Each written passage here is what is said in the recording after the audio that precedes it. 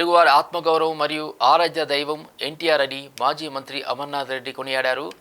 పలమనేరు పట్టణంలోని తెలుగుదేశం పార్టీ కార్యాలయంలో మంగళవారం ఆయన ఆధ్వర్యంలో నందమూరి తారక రామారావు జయంతి వేడుకలు ఘనంగా జరిగాయి. ఈ సందర్భంగా ఎన్టీఆర్ చిత్రపటానికి ఆయన పూజలు చేసి నివాళులర్పించారు. ఈ సందర్భంగా ఎన్టీఆర్ సేవలను ఆయన కొనియాడారు.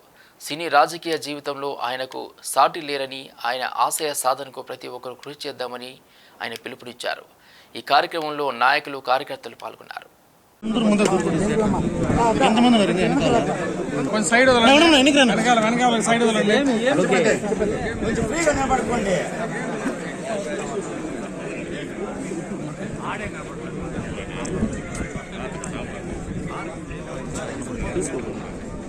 ఎన్టీఆర్ ఎన్టీఆర్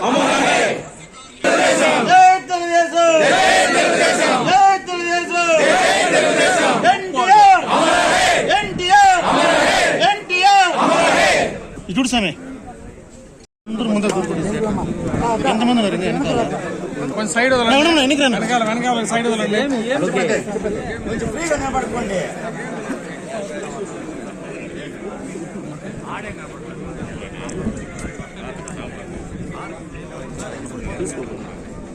ఎన్టీఆర్ ఎన్టీఆర్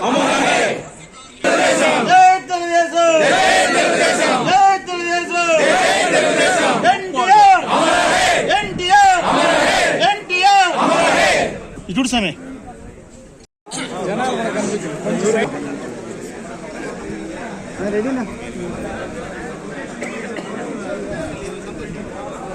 తెలుగు జాతి ఆరాధ్య దైవం నట సార్వభౌముడు పేద ప్రజల పెన్నిధి కీర్తిశేషులు నందమూరి తారక రామారావు గారి 101వ జయంతి సందర్భంగా తెలుగు ప్రజలందరికీ కూడా శుభాకాంక్షలు తెలియజేసుకుంటున్నా.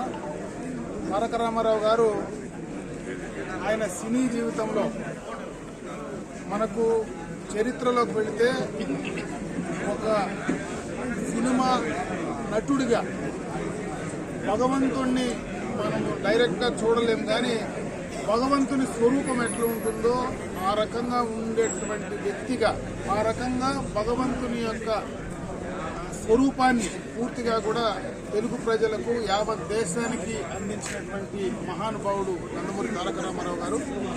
ఆ తర్వాత రాజకీయాల్లో ప్రవేశించిన తర్వాత రాజకీయ చరిత్రలో అతి తక్కువ కాలంలో ఈ దేశంలో అధికారాన్ని ఒంటి చేతి మీద తీసుకొచ్చినటువంటి వ్యక్తి.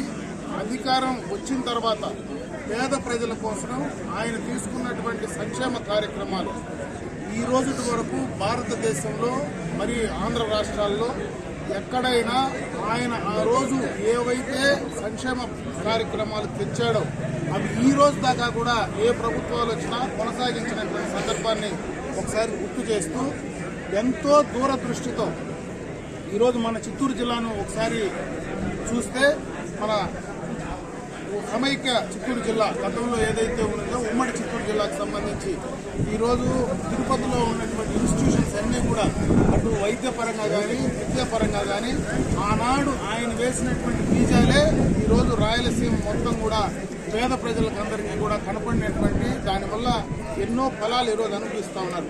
అంటే ఒక సినీ నటుడుగా మరి మొదలుపెట్టి ఏ రాజకీయ అనుభవం లేకుండా రాజకీయాల్లో ఆయనదైనటువంటి ముద్రను చిరస్థాయిగా తెలుగు ప్రజల గుండెల్లో నిలిచిపోయినటువంటి వ్యక్తిగా నందమూరి తారక రామారావు గారిని ఈరోజు మనం గుర్తుంచుకోవాల్సినటువంటి పరిస్థితి ఉంది.